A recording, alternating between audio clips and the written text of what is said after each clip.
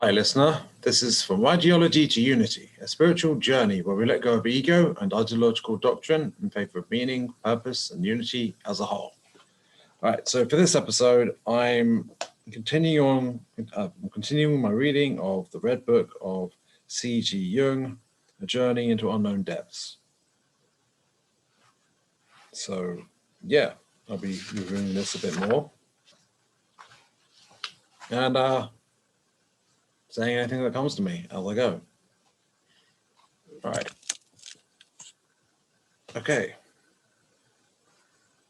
I'm not sure precisely where I was on this page, but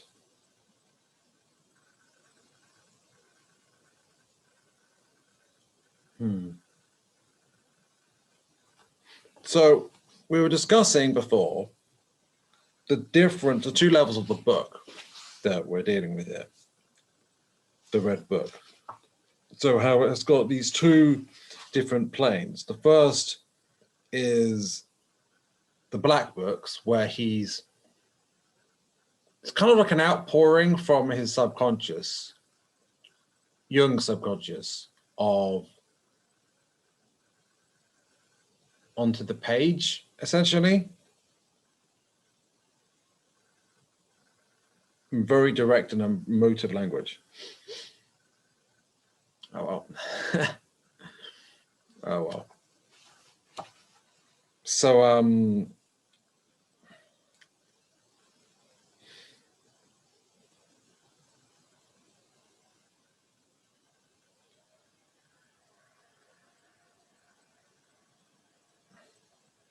and the next stage is where he's doing a more editing process, I suppose.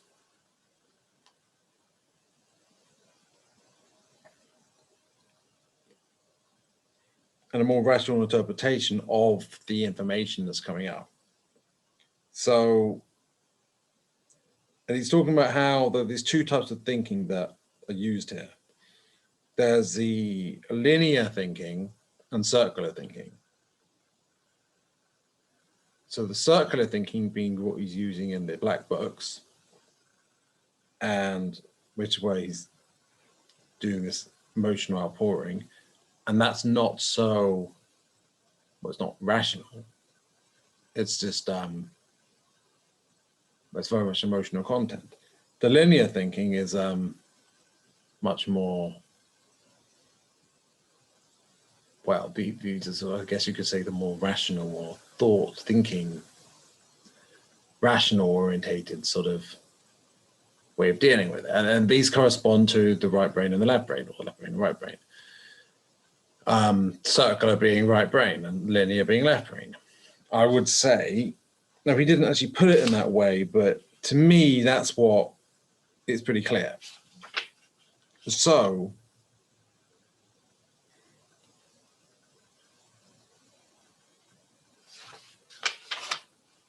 these are linear thinking, which is rational, typical of the conscious, and which seeks to adapt to the external reality. And circular thinking, which is mythological, belongs to the unconscious, and involves the language of dreams and fantasies. The symbols of the individuation process would later emerge through the synthesis of these two types of thinking.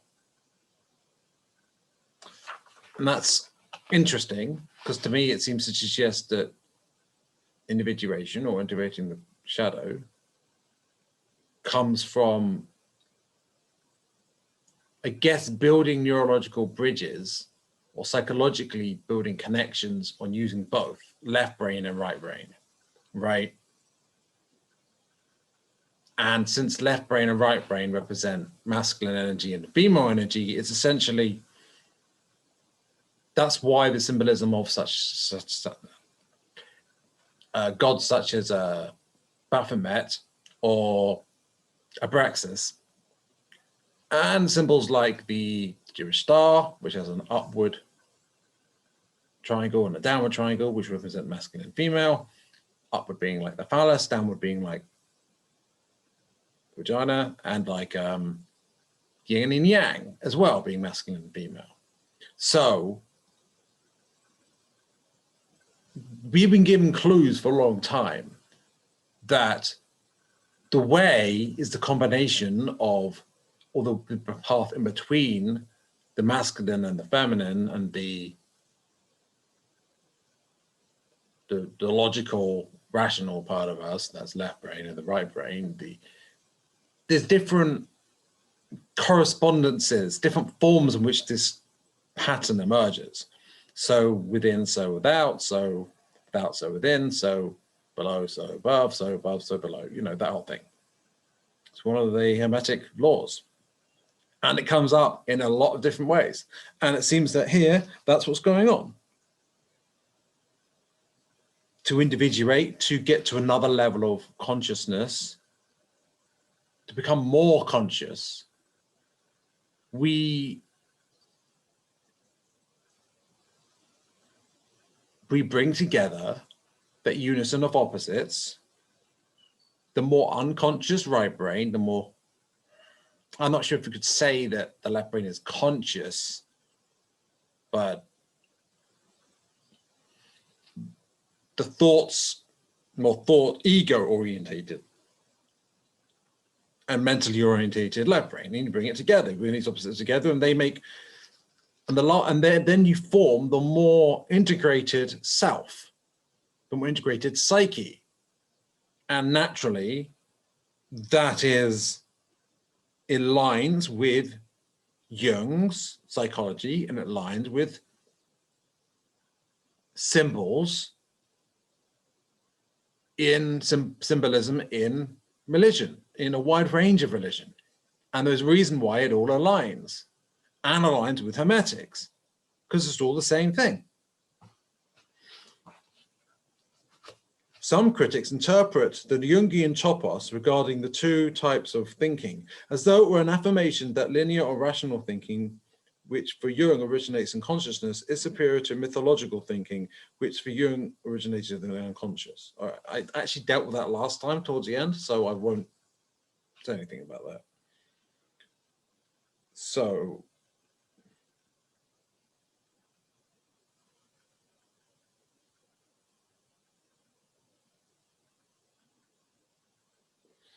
it says, and that his entire life's work actually represents a movement to bring back the mythological thinking abandoned as a result of the positivism typical of the Cartesian paradigm. So I would interpret that as, well, it started with Aquinas. I think Aquinas is the first one who separated the idea of there's a spiritual realm, and then there's the spiritual things, and then there's material things. And there's the material laws of reality, and then there's the spiritual thing, sort of thing. And he wasn't doing it for scientific reasons. He was doing quite for the contrary. He was like, focus on the spiritual and move away from the material. I might be wrong about that, but that's an interpretation I've got right now. Whether later, this kind of may well have led to Descartes being like, well, I think, therefore I am. Well, you might say that the overthinking West, the overly left brain West, well, I think, therefore I am, seems to sum up the mistake, in a sense. Sum up the repression of subconscious content, or at least not really having a proper outlook for it, because increasingly in Enlightenment, it was, and as science developed, which, you know, I'm not going to deny the benefits of science, but like what we've done psychologically is become increasingly out of touch with our real nature, and being more just in touch with this one aspect of us and the more masculine energy of us. And from what I hear, the Arcturians have said that actually humanity that the feminine energy has become remarkably repressed. And in fact, that we don't fully realize how far it's gone. That what we see now as like a feminine woman isn't really, I suppose it's a relative thing, right? But that's not to say, oh, you should grow up in the kitchen then. Like, no. But perhaps despite how they've got more freedom now and they didn't have the freedom before, there is still something lost. And that doesn't mean, well, go back to that thing previously, because it's never really a binary choice, is it? There's always a range of options in terms of, and there's trade-offs for everything. There was certainly a great deal of trade-offs for what it was like for the Western Victorian woman, for example, in the Victorian age, and Victorian age women in Britain, let's say, you know, they didn't have as much freedoms, but they were in touch with their feminine side more, but there were trade-offs. Perhaps they weren't as much in touch with their feminine side as women were in 1000 BC in the same place, perhaps, because this happened gradually. Rome became, I would say, predominated by masculine energy more than feminine energy. And in fact, this tendency has been going for a long time. And in fact, the whole idea of men being the figures of authority has itself been due to the imbalance. It started off with the imbalance being men being in charge, or at least insofar as women had authority, it was more soft power. And it went from there into almost like a full F-A-U-X, a sort of, it was a genuine liberation in a sense, but in a sense it stole even more of the feminine side of women, because women started, well, being like men. I mean, if you look at the posters in World War II, of the British posters in the war effort, like of women contributing to the war effort while men were out fighting, it shows this woman flexing muscles like a man. Okay, but that's masculine symbology, it's a masculine portrayal, and that was a propaganda piece. Like, no doubts about it. You can't deny it. That's a propaganda piece. I mean, it was a poster, like, done by the government, encouraging women to work. I mean, like, yeah, we had to agree that that's a propaganda piece. You might say, oh, okay, maybe you could say it was a necessary propaganda. I'm not saying that, but I can understand what someone might say it. But even that's a stretch. The point is, from that point onwards, the narrative switched. It was no longer a woman in the kitchen, let's say, to symbolize it, you know, no longer a woman just the homemakers who do the children. No, no, no. They're workers we can exploit as well. We don't just need to have the men. No, I mean, it's making me sound like a socialist now. No, I'm not saying I'm against work or I'm against employment necessarily. Although, as we go into 5D, things are going to change so people are more going to be working for themselves, as according to what their passion is. But then, aside from that, I don't see women. I would say that what the elites were pushing for was move to the idea of, well, women can work. Well, and they can be mothers. So they can work, they could do work, but like a man does. Like, so this idea of women being liberated also made them even more masculinized, rather than being the masculine dominated energy and masculine dominated society. It's kind of two different sides of the same coin, really. Two different aspects of the same thing at different levels. Rather than being, okay, the males in society predominate in power, thus male energy prevailing. Now it's almost like male energy is now prevailing in women.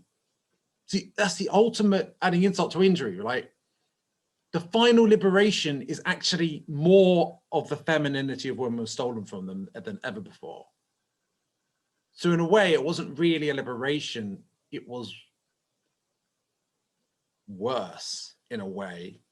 And I'm not saying women shouldn't have independence and liberation and rights. I'm saying surely there's a way in which that can happen, that we can have that without women femininity itself being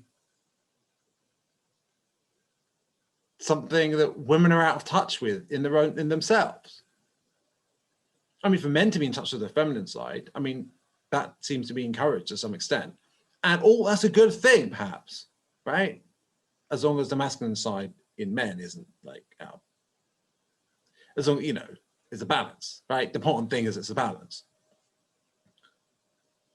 So, and what happens when women spend all that time working, trying to be like, do it in a way that man does it as well. And well, and not just that, they're out of touch with their own femininity, which is that part of parenthood is important. So not just do they spend less time with their kids mothering, but when they do mother, they've got less of that feminine energy in them. So the mothering is less motherly. Perhaps it's a way to fuck us up psychologically.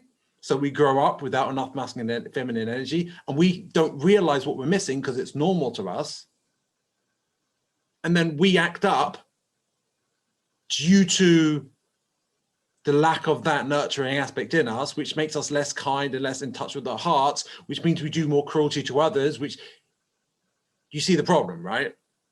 I think this is absolutely deliberate, and it's to prevent the awakening, and it's going to fail, but in the meantime, it's causing a lot of trouble.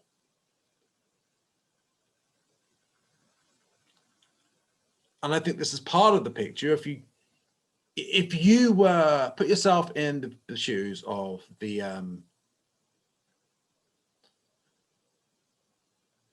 service itself, aliens and negative energy beings that want to consume us, souls, or whatever the fuck they want to do, like what would you do if you're manipulating the cabal, blah, blah, blah, etc.? You know, how would you do it? Well,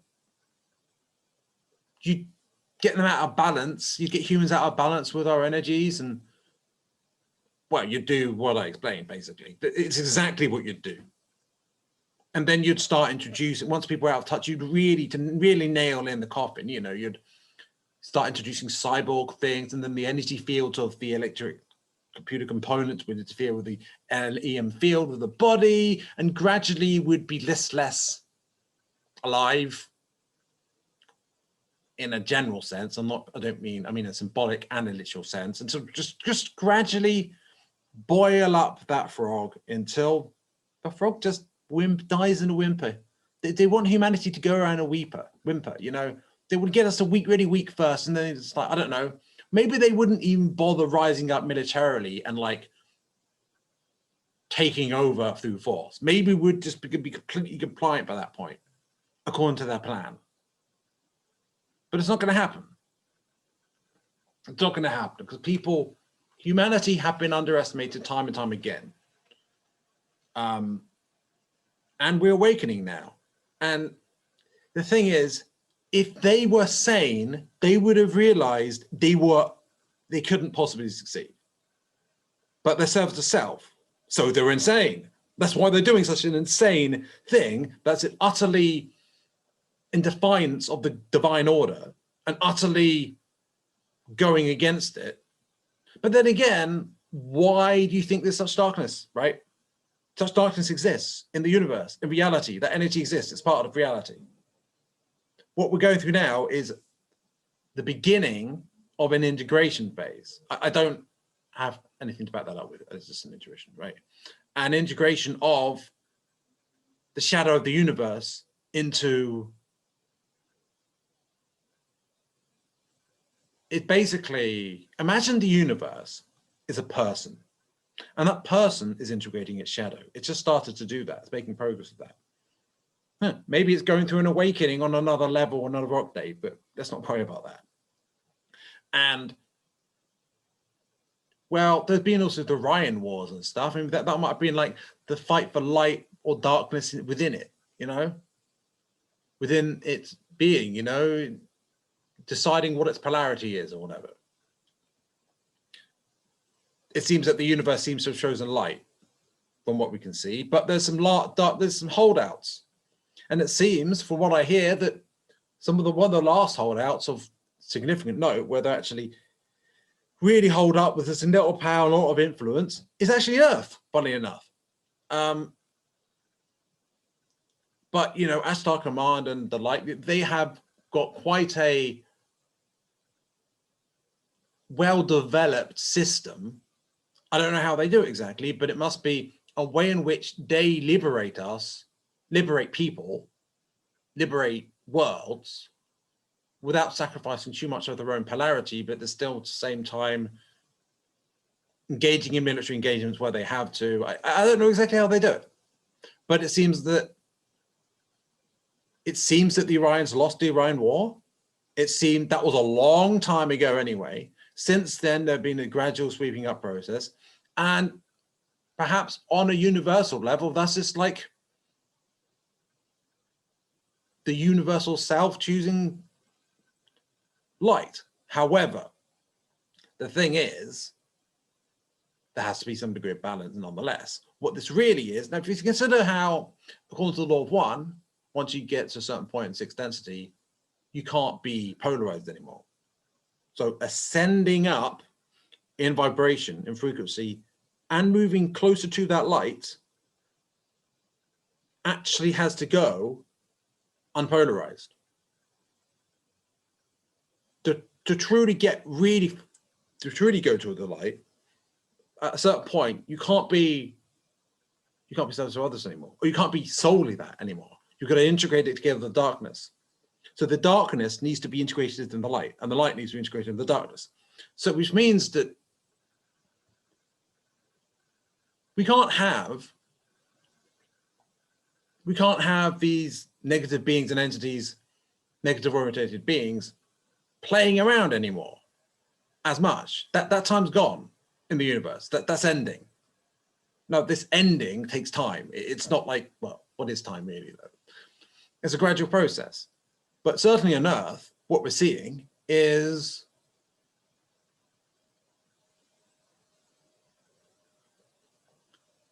a shift where humanity is awakening. Now, for the time being on Earth, we're actually going towards service to others, which is great.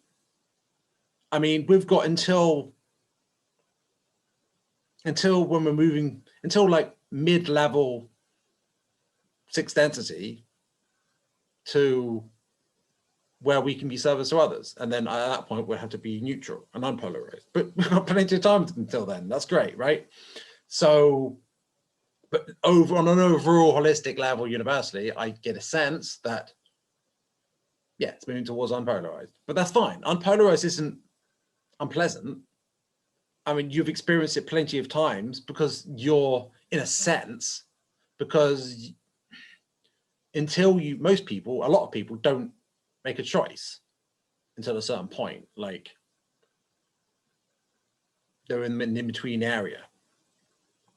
But it's not by choice, it's unconsciously unpolarized or unchosen anyway.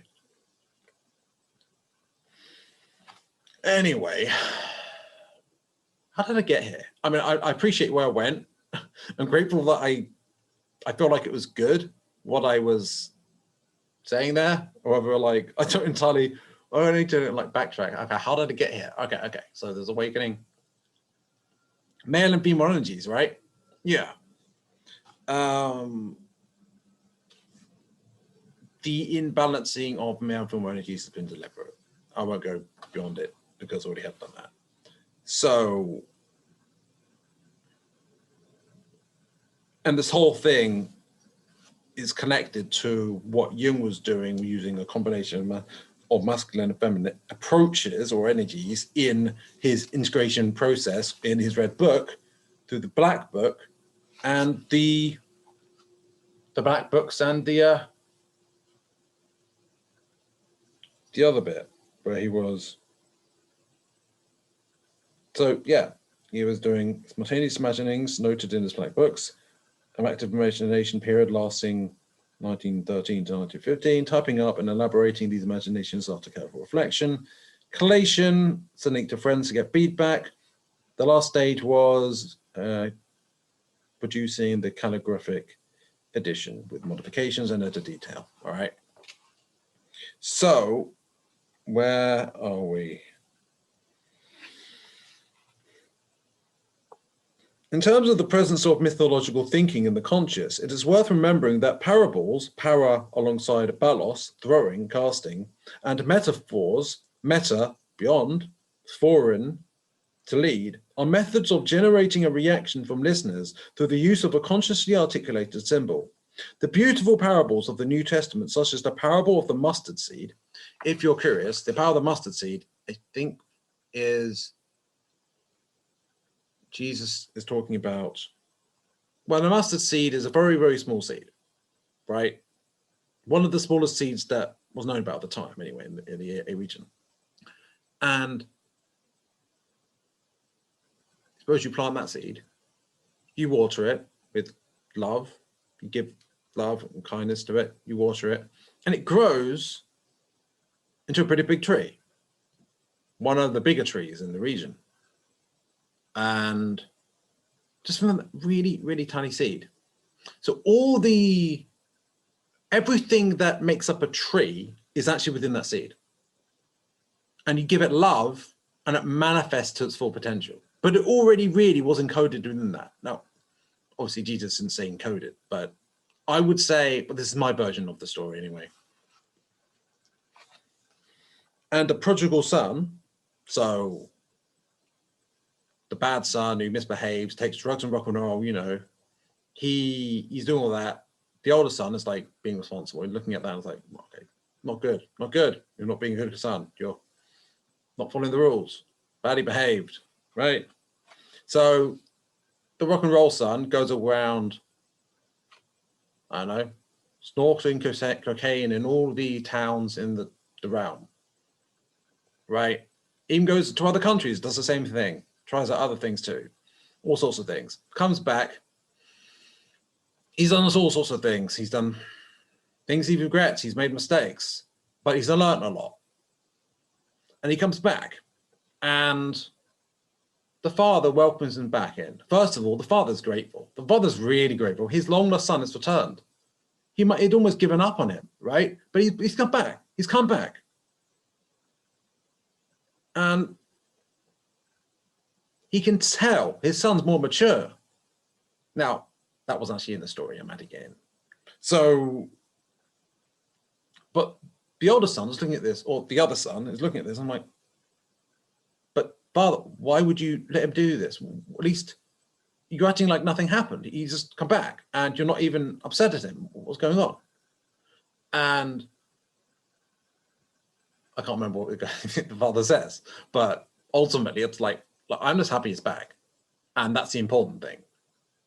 And I will add that I get the sense that the son that didn't, no, the other son that didn't go off adventuring, doing, snorting cocaine off, you know, off the backsides of prostitutes or whatever. Like he doesn't know about his inner darkness at all as much. In fact, he's not even so much aware of it. He's probably been spiritually bypassing for ages. So if anything, he's probably got more darkness with his subconscious than the prodigal son is maybe actually starts. But why did he come back? Why do you think he came back? Or do you think he just got bored? What do you think he'd be wanting to do? Like, he's got a lot less opportunity to be hedonistic back at home. Why did he return? Because he learned his lesson. Because he's actually integrated his shadow, at least to some extent. So actually, he's got less of that inner darkness within him now. The older brother, he doesn't even know of his own inner darkness. All he's doing is just subconsciously shadow projecting through self-righteous judgment on his brother.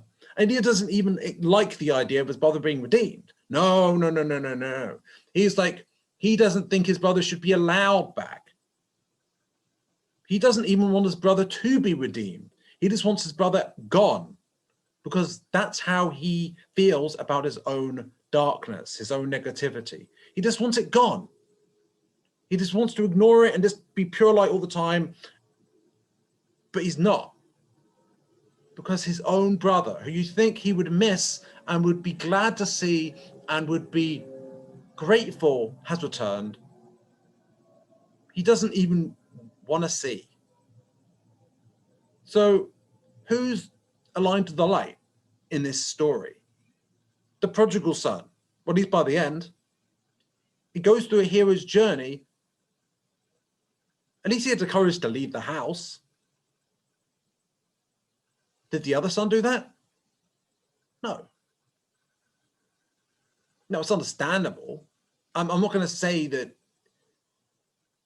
Well, I mean, in a way, it's a good thing he wasn't like doing the bad, going around sinning or whatever. I don't. That's more of a Christian phrasing anyway. But you know what I mean, doing all sorts of hedonistic things, whatever.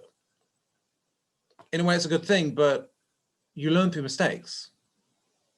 If you don't make those mistakes, you don't learn. So anyway, I feel like there are important lessons to learn from that story. That's my take on it. I don't know. I might have been drivel, but it feels right to me. Hopefully you found it interesting. Anyway, examples of this use of metaphor by the conscious to achieve a particular purpose. The mythological thinking of the unconscious is spontaneous, original, and totally out of the control of the conscious, which is what gives it its originality. I consider the integration of these two types of thinking to be of vital importance. Mythological thinking permits a spontaneous survival of the experience of original images, and irrational thinking is a more conscious mode that attempts to integrate new experiences into everyday life. Well, that's important, so the combination is obviously valuable.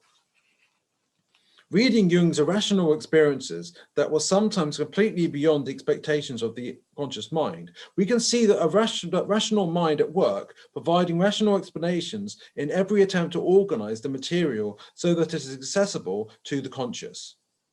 The use of the symbols provided a middle ground within this dynamic between the conscious and the unconscious, making it easier to navigate between the known and the unknown. And that is why we have symbols. And that is why symbols like Baphomet are actually quite significant. There was a light and the dark combination of these opposites integrated in one. It's a more realistic idea of the divine. I know some people think, okay, well, that symbol is like, that deity is just like evil Satanism, right? Well, maybe there have been people who are into the dark side of the occult who have used that symbolism, but perhaps they're missing the point of that symbolism if they're just embracing one side of it rather than both sides of it. So, yeah.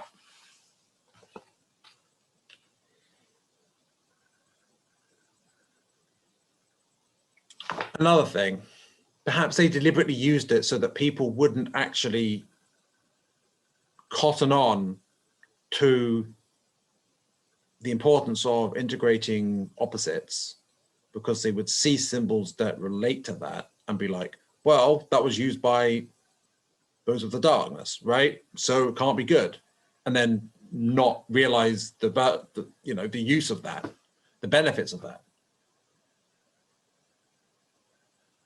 Seems like a sort of, psyops are not new, are they?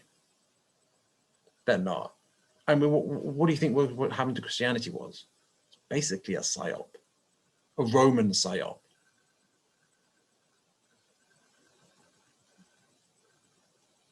Christianity, I was talking about many lifetimes, and it had more in common with Buddhism than it does now anyway. And that wasn't considered acceptable. In fact, there's a reason why so many Christians were fed to the lions. It's because it was legitimately a threat to the negatively orientated order of the Romans, who were that way because they were influenced by perhaps the Arians, perhaps something else, some negative polarity. They were negatively polarized, or at least the elites were, and those who influenced them. So something that when able to awaken, well, that was a threat. So they were fed to the lions, and then their whole belief system was co-opted with a psyop.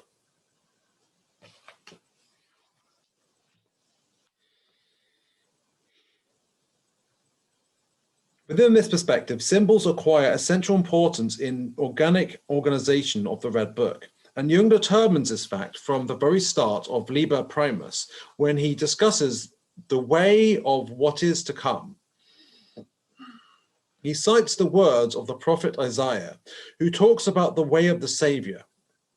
Jung interprets the Savior as symbolic, as only symbols can open up new paths.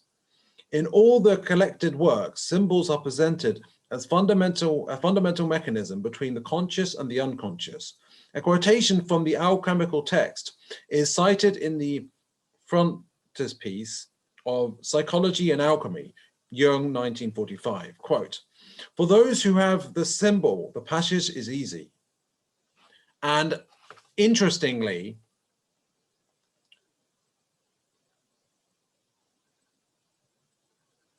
not Hermes Trismegistus, this guy before that, who was the same guy. Wow, my memory is not really working well today. Thoth, and I've done readings of. Oh, I should do more reading. I should do more episodes of that actually. But the Emerald Tablets of Thoth, the Atlantean. One thing he talked about at a certain point is, I think he was talking about the secret passage under the Sphinx or in the Sphinx or something. Or was it a secret passage in the, there's a gateway anyway, in Giza. One of those under the pyramid or under the, in the pyramid or something, or under the Sphinx, one of the two. There's this, and you need a key to get through, right? And I have a sense this key is not literal. I had this idea that perhaps it was this vibrate, you need a high enough vibration, or it decided the vibration was the key. And perhaps it is related to that in some way, but I also got an idea that it might be related to a symbol. Perhaps understanding symbolism in the right way might enable you to work out or intuit the answer. And I don't know what that is. I'm just saying, like, I reckon it's to do with the symbols. I don't know why. The idea that it's related to the symbols and what I was reading there came to me. So I don't know what it means. I wonder if you could get something more from that than I did. See also Shamdazani, 2009, page 229. Or maybe this passage, maybe this is not a literal place. Maybe that place symbolizes the path within. Maybe there's a symbol that is the key to opening the portal within us for ascension. I don't know. The two-level structure of the Red Book is evident in the encounter between the biblical figures of Elijah and Salome. Of all the characters that interact with Jung, these two have a crucial importance. These two have strange personifications. These two strange personifications appear together in Liber Primus, and also at the end of the third part, Scrutinies. Elijah, the powerful patriarch of the Old Testament, tells Jung that the girl accompanying him is his daughter Salome, and that they will be companions through eternity. The meeting with these two figures expresses Jung's basic attitude towards the psychological phenomenon known as the reality of the soul. Elijah tells him that Salome is Jung's sister. She is the biblical character responsible for the decapitation of the prophet John the Baptist. This fact and Salome's demonstrations of love caused Jung great anxiety. How is this possible, he asked himself. How can the wise Elijah have Salome as his daughter, who is blind and has feelings of love for him? Page 246. All of this deeply irrational content demonstrates the incomprehensiveness of the unconscious material, although it be at the same time extremely real and effective, as Jung would later repeat on various occasions.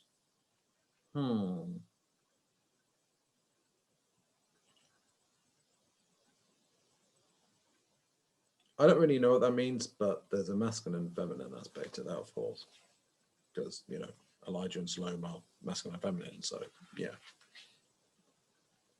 Jung then seeks out to form creative associations and make psychodynamic interpretations with this spontaneous material from the unconscious. In order to do so, he uses his theoretical formulations relating to the polarity of psychic content and the concepts of compensation. Assuming a conscious logical position, he writes that Elijah represents his thinking psychological function, which is more nuanced and superior, and is represented by a spiritual prophet. Salome, on the other hand, symbolizes his feeling psychological function, which is less nuanced and therefore represented by the daughter of Herodias, responsible for the decapitation of John the Baptist, who is also blind, her eyes covered. Maybe the fact that the representation of the masculine figure seems more positive or well-developed compared to the feminine one, if you consider how with the anima and the animus, the development of the figure, what they're attracted to is a reflection of their own development, or that development of the opposing or opposite, that is,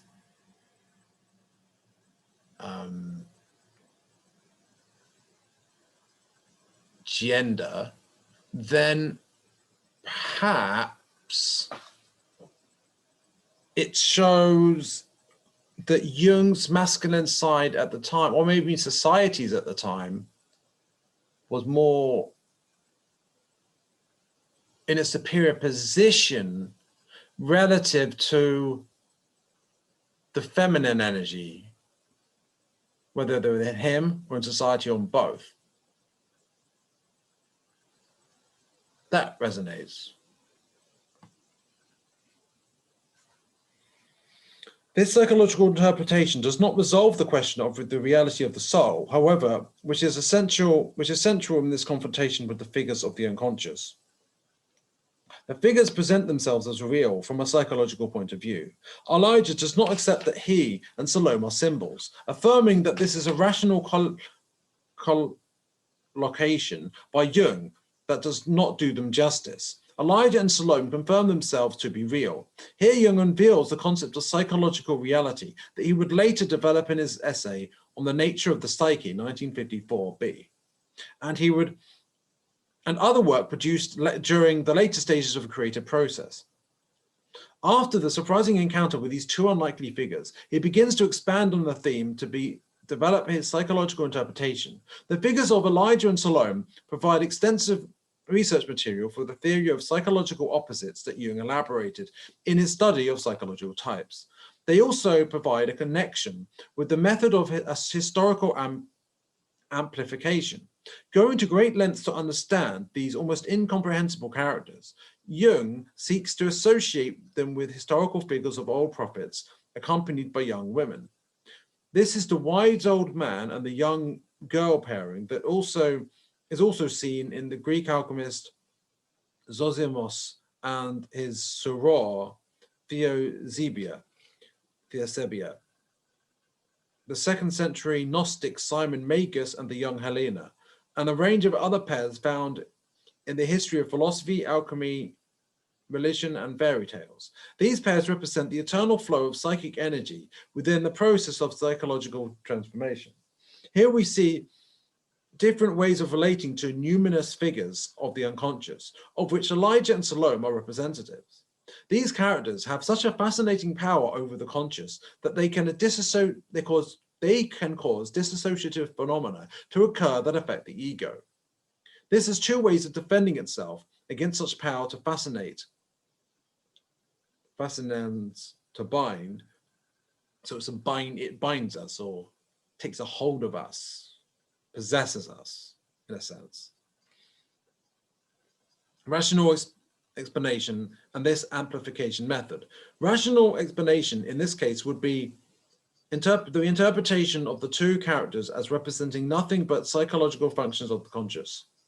Thinking, Elijah, and feeling, Salome.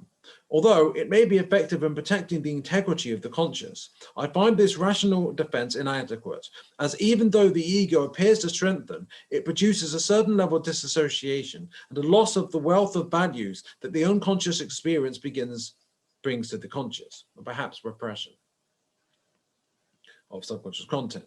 The second experience involving Elijah and Salome does not need to be completely explained as something other, like psychological functions, but can be understood to be an interior phenomenon. This pair from the unconscious, just as one of the numerous repetitions of the wise old man and the young girl pairing that can be seen in fairy tales, the old man who imprisons the damsel on the mountain, and myths throughout the ages. The second method does not simply reduce everything to a rational formula, or it doesn't imprison her in the tower, you know. The wizard imprisoning the maiden in the tower, keeping her underdeveloped because she's not interacting with the world, right? Perhaps that happens to humanity. Perhaps that's why the feminine energy is, I'm not sure if underdeveloped is the word, but suppressed in some sense. Because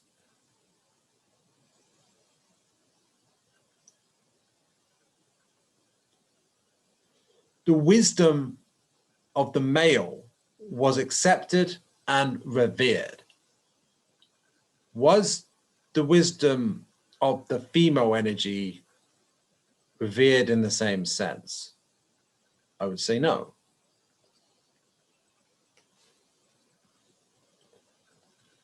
And there's more justice to the irrational character of the unconscious, leaving room for more mystery. Surprising experiences that are totally devoid of any conscious logic can be found at various points along the narrative. The approach towards Elijah's serpent is another example. As if it were completely subject to the imagination, this serpent passes from Elijah to Jung in the following dialogue from chapter 21 of Liber Secundus, The Magician. Me, Jung, so I'll just say, okay, instead of me, I'll say Jung. Okay, Jung, my dear old man, where is your serpent? Elijah, she has gone astray. I believe she was stolen. Since then, things have been somewhat gloomy with us. Jung, I know where your serpent is. I have her. She gave me hardness, wisdom, and magical power. Elijah, away with you, accursed robber. May God punish you.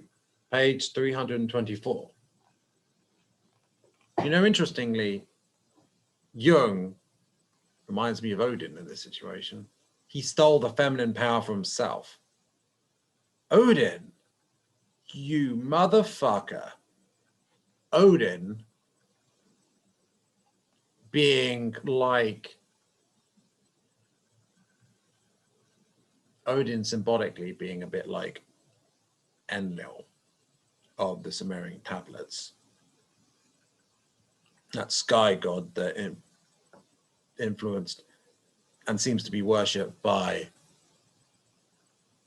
Indo-European cultures. Well, Odin, what represents this, him? So there was this marriage between Odin and his wife. I forgot his name, you know, very impressive of me. So there was this other family, technically they weren't from Valhalla, they were frost giants, maybe? Some kind of giants, anyway. And there was this marriage, but somehow, I don't know how, in the process, Odin was able to steal the feminine magic for himself, for his own use. And this seems to represent symbolically the imbalance of masculine and feminine energies in humanity. Perhaps it was not stolen by humanity or by men, but stolen by Enlil. if we were to go with that particular thread that I'm going with here.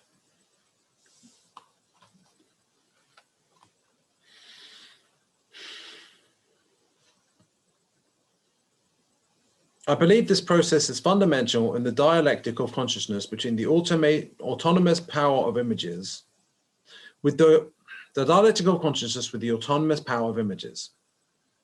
The unconscious has the power to fascinate, yet the dialectic position of consciousness is essential. Someone who is actively engaged in active imagination strengthens his consciousness in the process.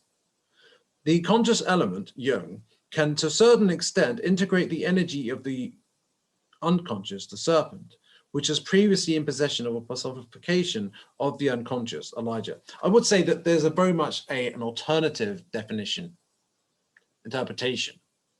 And I'm not going to say what is a valid one or not, and why would there be only one meaning for things.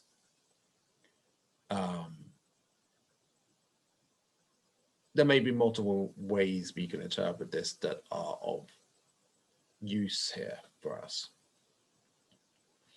This rich imagery can be found throughout the Red Book, but the interpretive position of the conscious is fundamental. At this point, it is important not to identify with the images.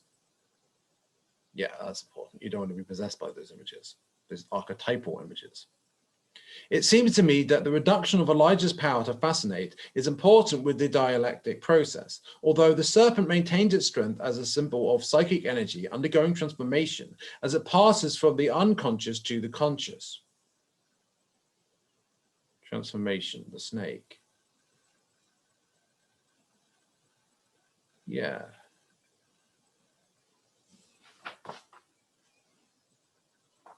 Transformation.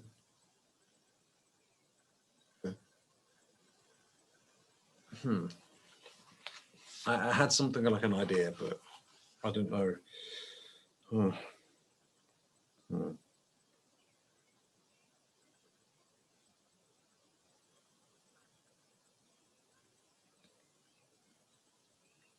Although the serpent maintains its strength as a symbol of psychic energy, undergoing transformation as it passes from the unconscious to the conscious, thus allowing conscious transformation, not just subconscious transformation, which is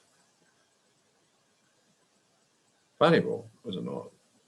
Jung summarizes the broad and complex symbolism of the serpent into three fundamental types: the chthonic serpent, the serpent as a symbol of time, and the serpent as a symbol of salvation, the sota serpent.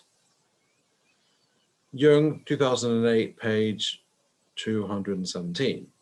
The serpent that passes from Elijah to Jung is a sota type that symbolizes salvation, as it represents a psychic energy that has been gained, that is gained by the conscious. Now, it is not a coincidence that relatively soon before 2012 and 2020, we have been getting releases and publications of Jung's work.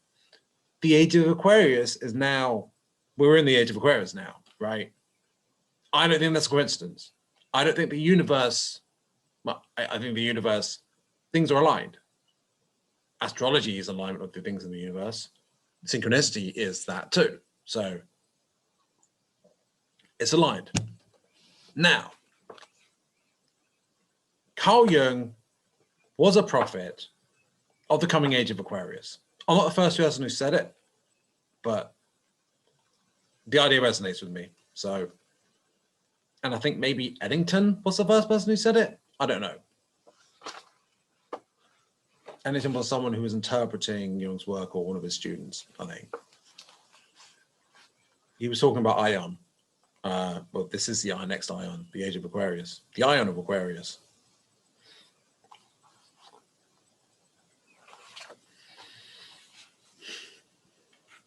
Actually, I'm curious, what does, no, I'll let myself do this. I'll let myself go in this digression. I'm sure I'm not the only one who's wondered about this, but let's look at,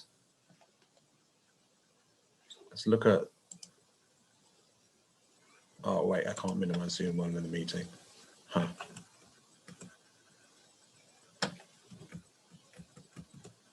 Okay, then let's look at, I could use my phone actually, but I've already started doing it this way.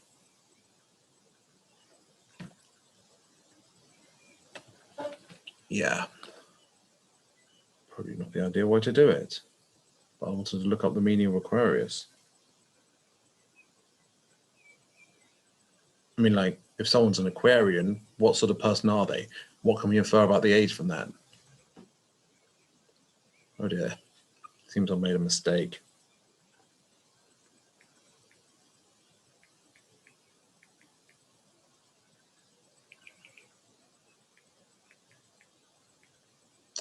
Wonderful. My laptop is not dealing with this well.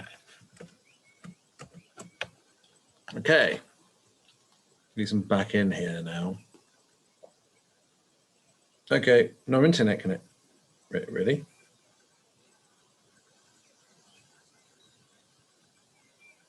But in the meantime, I'm just going to carry on with the book. So, where was I? Okay, that's where I was. Right. So that's the end of that chapter. We're in chapter 4.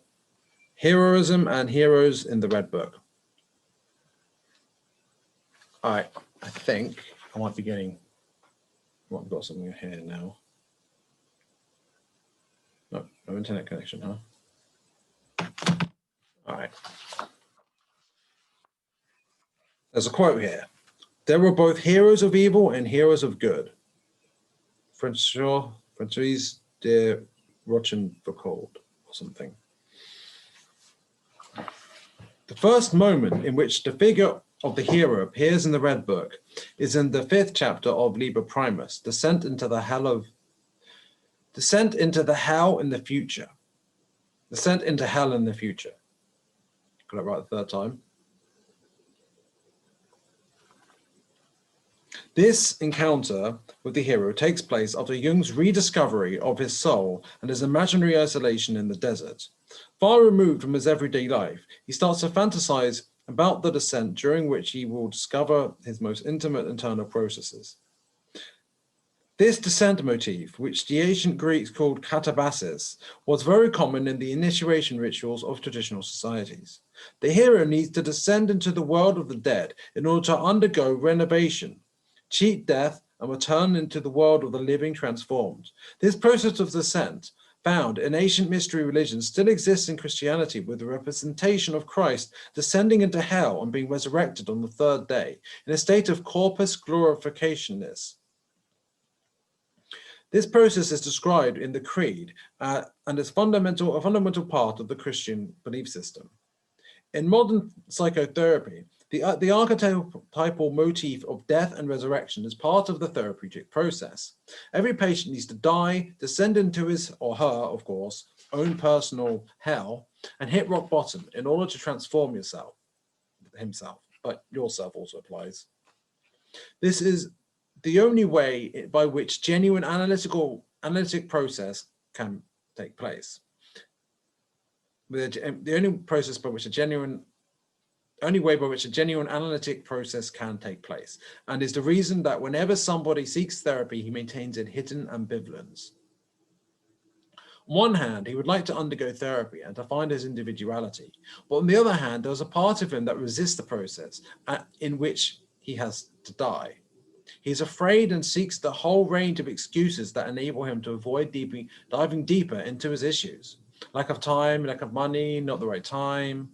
As we have already seen in chapter 2, in Liber Novus, we encountered an unprecedented situation in which Jung is the patient, the therapist, and the treatment. This is a very difficult and challenging condition, and it is under these types of conditions that something new is created. New seeds are sown, and the path to a new theory is opened up.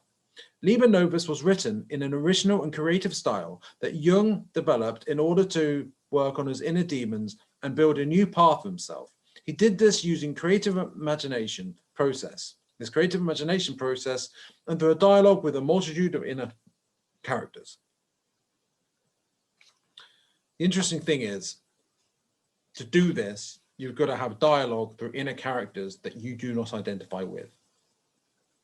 That's the key. It's not enough to do it, but identify with them.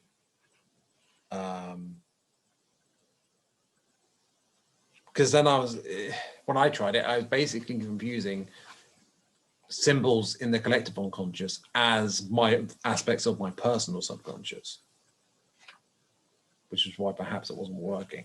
I don't know. The hero must fall. As he descends, the author finds himself in an underground world similar to the world of the dead described in the religious traditions. This is described in the Liber Primus in a threatening scene, with the light of consciousness becoming dim, the frightful noises, shrieking noises, and the water becoming dark. These visions stand out in this terrifying imaginary environment. The figure of a dead blonde hero in the dark water, 1,000 serpents veiling the sun, and a scarab floating past. These images appear in small illustrations added to the body of the text. This is the first representation of the death of the hero in the Red Book, and this goes on to be addressed in more detail in chapter 6. It seems as though one of Jung's previously adaptive attitudes is dying and is no longer useful and must be abandoned. Although the scarab seems to be a shadowy character, in ancient Egypt it was a symbol of rebirth and restoration, and was thought to push the sun along its course, causing it to be reborn from the darkness. The sun is a symbol of the conscious, and in this scene it is engulfed by thousands of dark serpents in a representation of the dying hero. The conscious must die and return to its deepest foundations to question itself and seek out new paths. Now let's let the light shine, really. I mean, what I'm going to do. Yeah, if you're listening, you can't hear. You don't know what I'm talking about, so never mind. It's just the light shining, glaring in the camera. So, I mean, serpents are symbols of transformation, and there are a lot of them blocking out the sun. It could be a symbol of thousands of people awakening, but in the process, things looking dark before the dawn, as in what has been happening, especially in 2020. And to be honest, when you get dawn, it's still dark for a while, isn't it? And we're in 2020. Actually, we're still in 2020, not 2021 yet, but you know, new ion and all. In a striking dream that Jung had in December 1913, the concept of hero that must fall returns, revealing that internal events were inextricably linked to the outside world. I was with a youth in high mountains. Then Siegfried's horn resounded over the mountains with a jubilant sound. We knew that our mortal enemy was coming. We were armed and lurked beside a narrow rocky path to murder him. Then we saw him coming high across the mountains on a chariot made of bones of the dead. As he came around the turn ahead of us, we fired at the same time and he fell slain, and a terrible rain swept down. Page 241. Jung painted the scene of the killing of Siegfried inside the volume of the Liber Novus, illustration 1. This is a message that the hero must fall, and that this was how Jung interpreted it. In the outside world, rebels were killing heroes, and members of high society represented them. So perhaps celebrities need to fall from grace, especially the ones that were doing dark rituals on Epstein's Island, for example. I mean, that might be part of it. Also, we all need to go through a process of rebirth, which means we all need to go through some kind of fall. I mean, I would like to think that I've already gone through that. Maybe, maybe not. Have you? I don't know. But individuation and awakening, it's not an easy process. So don't expect it to be.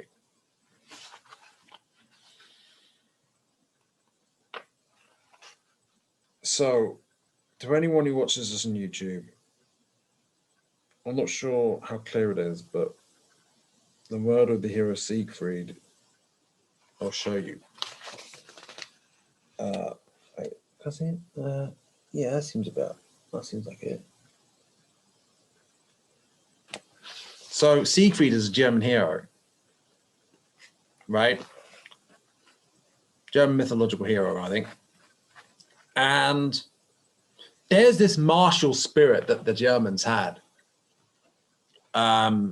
We saw it in World War I and II. I'm sure you're aware from history. And it existed for a while before that, as you know. And I suppose a lot of energy, martial energy, was being released through these wars. Maybe it was part of an important process, however horrific. But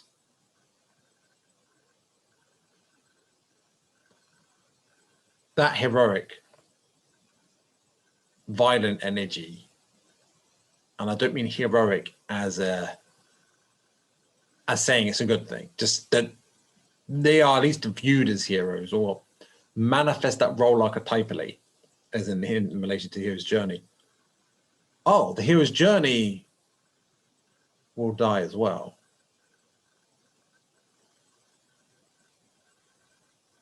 Perhaps. That's another idea. The whole idea of the hero who goes on the journey needs to die. And from the ashes, what we're going to get is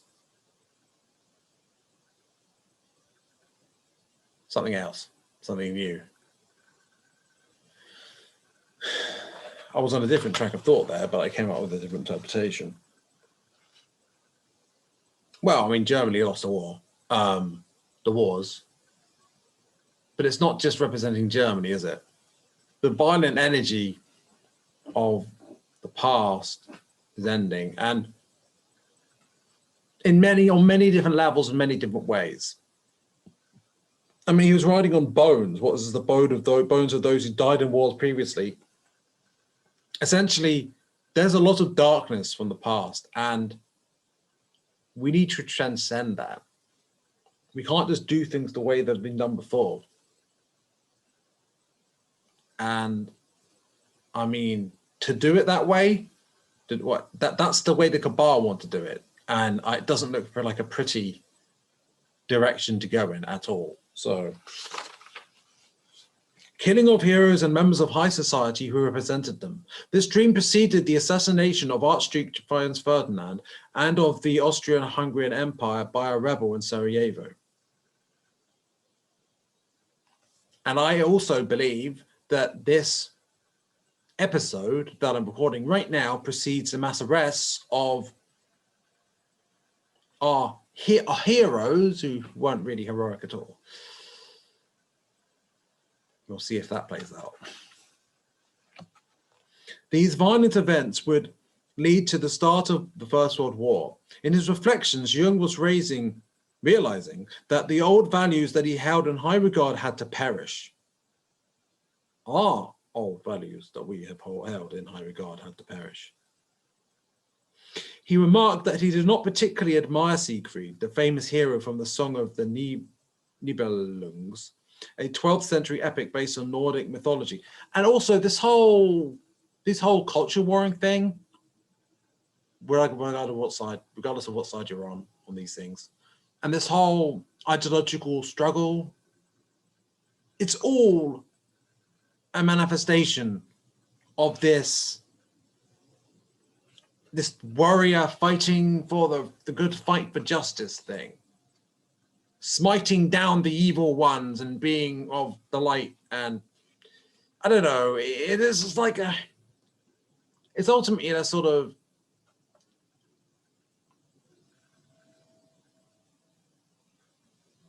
spiritual bypassing thing anyway, self-righteous spiritual bypassing thing.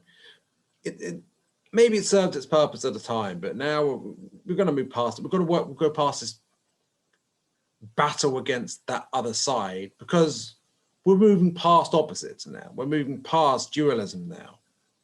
And above all that duality, there has been this, I mean, there's the Cabal above us, right? And some of them might have been taken down, but, you know, like, divide and conquer. So why don't we stop being divided and liberate, right? Unite and liberate.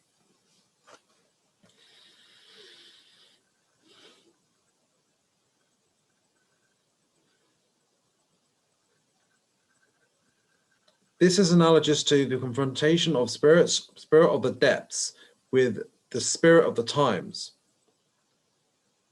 whose values Siegfried incarnates. Okay, so it is interesting that Jung is helped by a personification of the collective unconscious, noted in his black books as the little brown man. This man is a configuration of the psychological shadow that needs to be taken into account when attitudes must change in such a way. Integrate our shadows and stop conforming. Also, integrate our shadows and awaken and delete so-called heroes who've been oppressing us fall. So yeah. I don't think he meant it that way, but that's what I'm getting from it. The visions and dreams described in the Red Book contain various representations of the confrontation of old values other than the hero who must fall. Jung uses his theme in various parts of the book, describing the intervention of two opposing principles of the spirit of the times, which represents the values of the conscious, and the spirit of the depths, which represents new values. The language of the spirit of the times obeys the known and expected canon and feels familiar. The spirit of the depths introduces something completely surprising and new, like New Age spirituality and conspiracy theories. When Jung is astounded by the death of the hero and sees that this is a new enigma that he must resolve at any cost, the autonomous voice of the spirit of the depths says, the highest truth is one and the same with the absurd. Or at least that which seems absurd before we realize it was true the whole time. So there was, interestingly, I don't know what it's called, quite a good criticism of the law of attraction. I don't know, I remember the guy did it, or what it's called. I watched it the other day. They made quite a good case from the perspective of, how to put it, I guess, positivist epistemology. A harsh way of putting it, the harshest way of putting it would be scientism. But I don't think we can necessarily assume it's scientism just because it's not convenient. I do think there are some things pointed out in it that dealt with, like,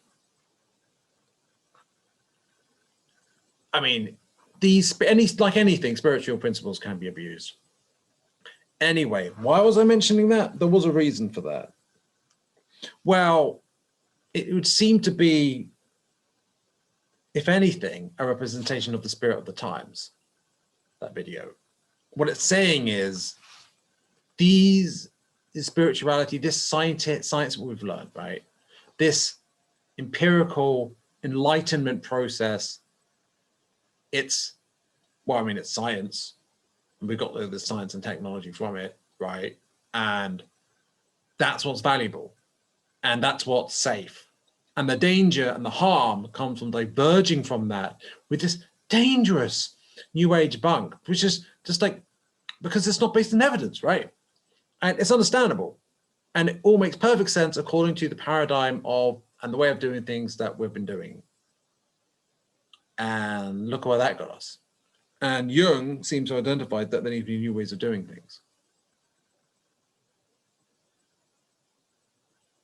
And so I think they made, he even criticized the water memory thing, but it was mostly criticizing the source. It was saying the source isn't reliable because it's generally an Indian university that is known to be unreliable because it's pseudoscience. Essentially, it seemed to break down to it's not science. And some people seem to have been gaslighted or something because they they felt that they were responsible for their own negative experiences due to their own negative emotion, and this gaslights people. I mean, it gaslights people if it's false. And also, if people spiritually bypass while simultaneously believing in the law of attraction and not doing their shadow work, then that's not going to work for them, is it? So obviously, just focusing on the law of attraction and not in shadow work and other things that are important to consider isn't really healthy, especially if you're focusing on the law of attraction trying to get things for your own selfish desires. Interestingly and conveniently for those the guy doing the video, he only mentioned the law of attraction. He didn't mention this other spiritual aspects of it. He just mentioned the law of attraction. Kind of a more convenient way to deal with it. But okay, fair enough. I mean, still, despite, I mean, it's kind of hard to argue against positivist epistemology or science. The epistemology of science is the best way to do it, and diverging from that is pseudoscience and unreliable and not good, right? And that dangerous, harmful things happen from diverging from that. I suppose it goes against the paradigm and the spirit of the age, spirit of the times to do that. I mean, to do that is to be a certified crackpot by the view of society, isn't it? But if you're listening to this, the idea of that doesn't really bother you, does it? Doesn't bother me. And to the extent that being judged that way bothers me, it shows shadow work that I need to do. And same applies to you. So, and also we can't just be blind and then we can't refuse to consider criticisms of our perspective. It's important. And yeah, that's my take on that, which is a digression that I'm happy to make. The little brown man, the shadow. Now, it might be tempting to say that's racist, but I don't think that would be a helpful way to look into things, because there's a lot of interesting symbolism there. That sort of interpretation would certainly not be helping things. It would just be, never mind anyway. The visions and dreams reflected in the Red Book contain various representations of the confrontation of the old values other than the hero who must fall. Oh, I'd read a bit more than that. The language of the spirit of the times obeys the known and expected canon and feels familiar. Like, we must follow science and the experts at all times. Do not question, wear the mask. You must do it, or people will die. Not that the guy was saying that, but like that's the sort of, that's how it could be applied, you know. It's an example, an illustration of that kind of reasoning, that kind of logic. It's understandable, actually. So, I mean, I'm not going to begrudge to people who go with that, but the spirit of the depths introduces something completely surprising and new. When Jung is astounded by the death of the hero and sees that this is an enigma that he must resolve at any cost, the autonomous voice of the spirit of the depths says, the highest truth is one and the same with the absurd, as I said before. While princes and heroes were being sacrificed in the outside world, a hero was being assassinated on the inside. These and other parallels appear at moments that were highly significant for the Western world and for Jung as an individual.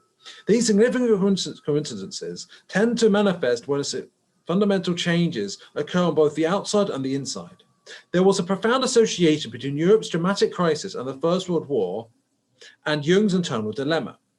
These possible associations between the inner cosmology and the outer world may have also been the seed for Jung's later theories on synchronicity. See also on the nature of the psyche, 1954b, and synchronicity and an acausal connecting principle, 1952b. I don't know why it says B, but there we go. This possibility should not be ruled out. During large transitions and times of change, the ego is in a very close proximity to the unconscious, and synchronistic phenomena tend to occur. At the time of the Liber Novus was being written, both Jung himself and the European society as a whole were passing through an intense period of transition, and it is at these times that coincidental and synchronistic events between the inner and outer worlds can occur. However, in order to make this interpretation, we must use the concept of synchronicity, a theoretic tool that Jung would only develop much later. At the time of these phenomena, Jung was not thinking in these terms. In fact, he was extremely impressed by the coincidence of his recurring vision of Europe being flooded with bodies and the First World War that followed soon after. He confessed to Monsieur Eliade that no one could have been happier than he was when the war started. Shamdazani, 2009, page 201 to 202. I mean, it does sound a bit morbid that he was happy at the beginning of the war, but he was looking at it from a much different lens. And I think I can understand. It does sound a bit odd though, by regular standards, doesn't it? What he meant by this was that when the war started, he was relieved that his vision had been prophetic in nature and was not simply a psychopathological manifestation tout court. The brown little man. The role of the little brown man, the trickster, is highly creative in Jung's fantasy. When he appears, he does not only counteract an old attitude that needs to be abandoned, but the entire collective shadow of the time that was starting to appear in Europe's cultural unconscious. This is symbolized by the omnipotence of the German hero Siegfried. This fantasy is at the same time personal and collective, and despite all the suffering of the First World War, the Second World War was still needed in order to compensate for all the negative aspects that Siegfried represents, namely the pathological omnipotence that results from identification with the hero. Omnipotence. That's the same thing.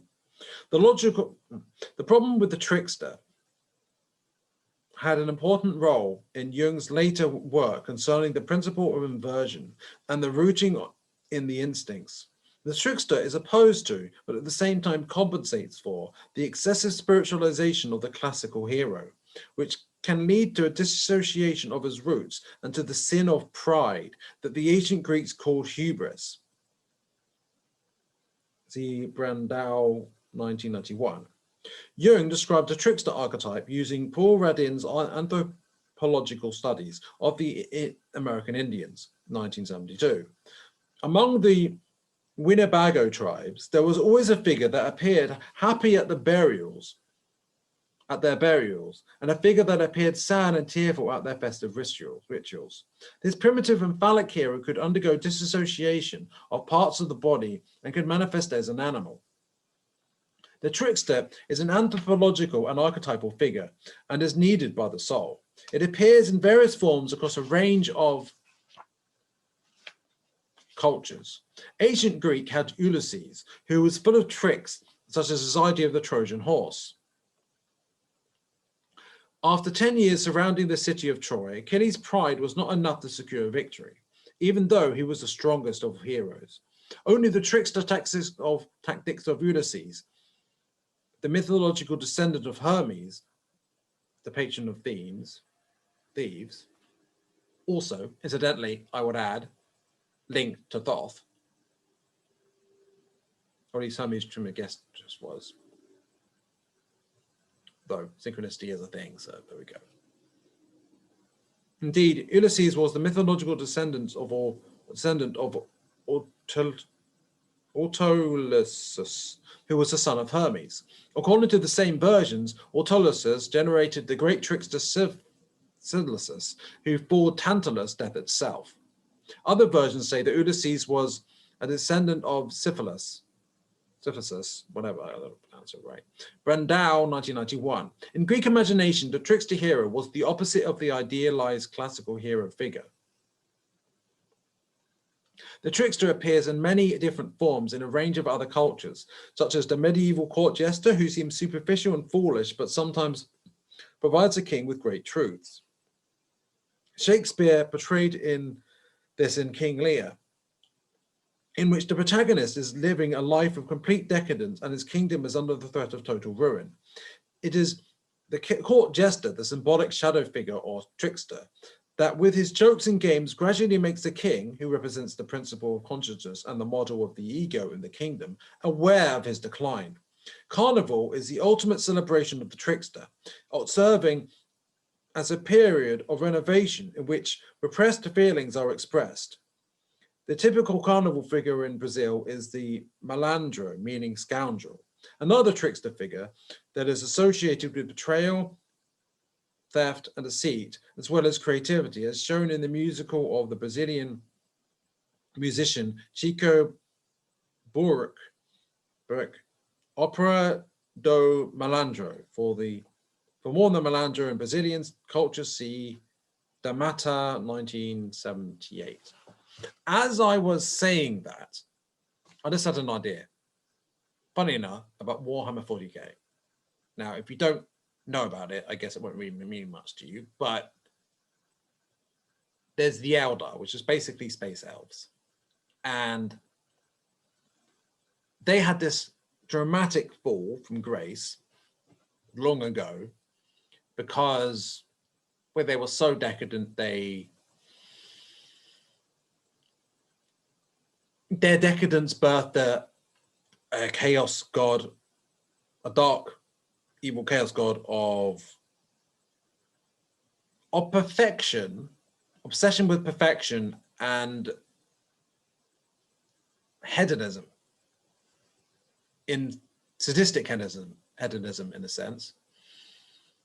Think, I guess, Epstein's Island, but also obsession with perfection in art as well. Funny enough, elites do quite like art in their own way.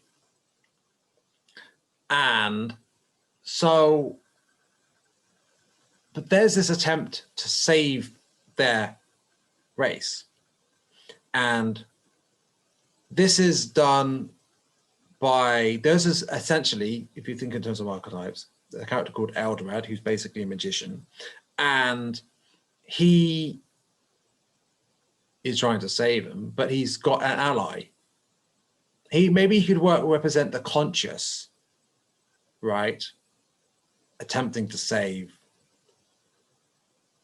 or rebirth the god of death of the Eldar, which, of the name I can't remember off the top of my head, but the Elder God of the Dead.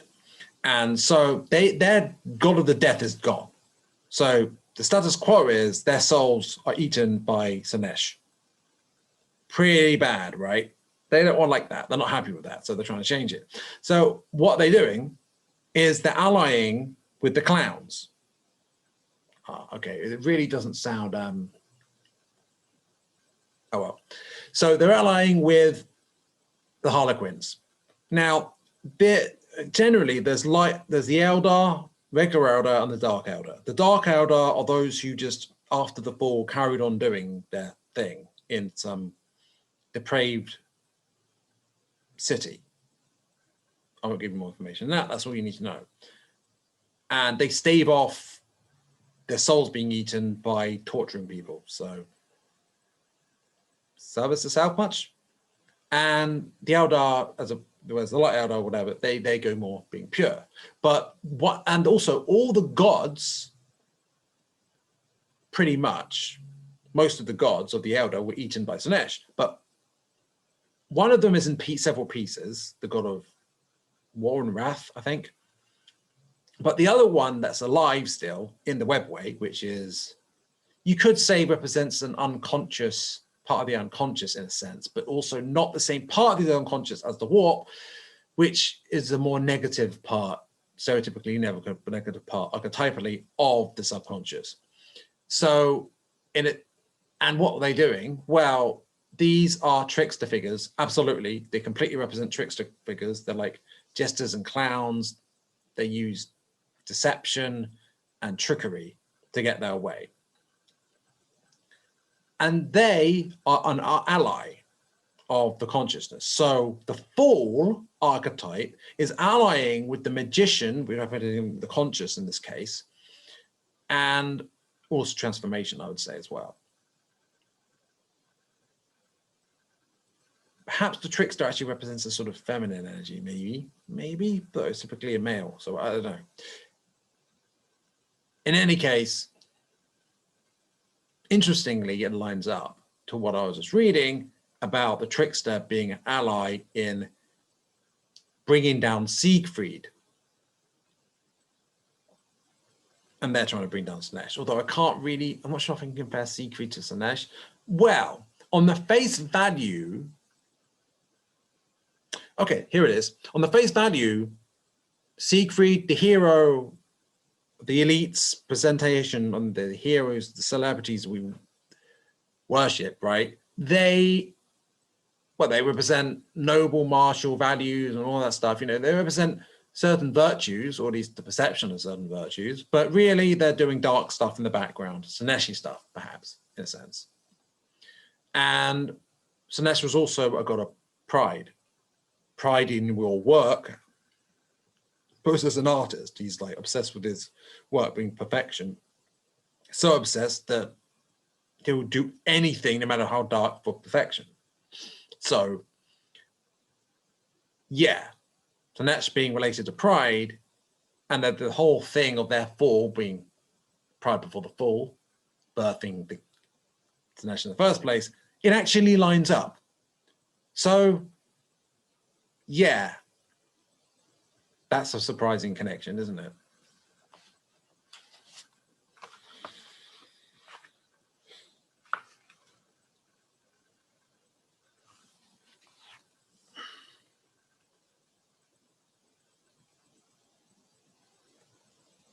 Also, there's a psychic awakening at the moment going on in recent years in the plot, the latest developments in the galaxy in 440K. So that is related to what's going on in real life. I noticed that a while ago, but yeah, there's that. It may not be deliberate as well. It might just be synchronistic. So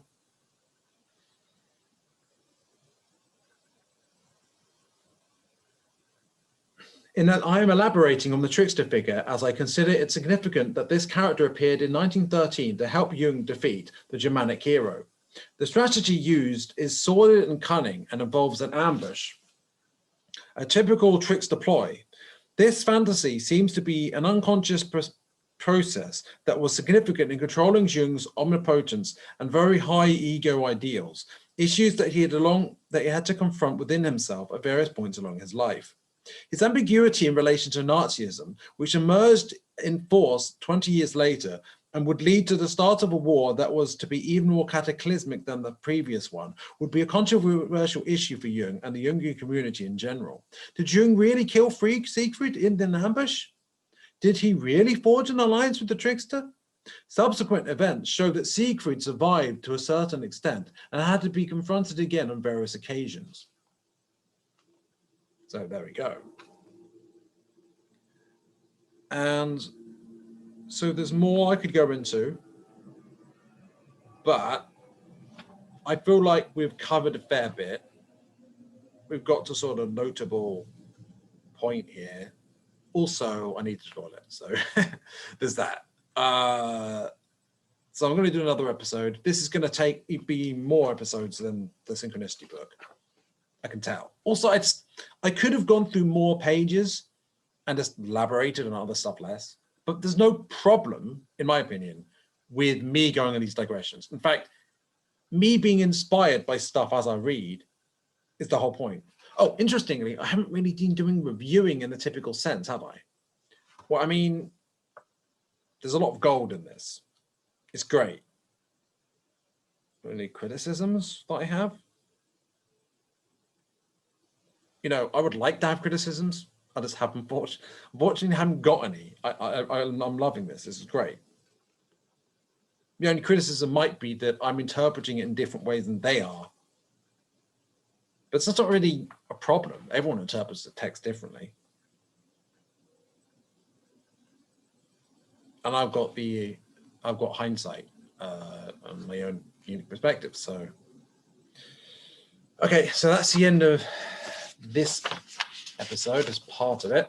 I hope you enjoyed, and well, bye for now.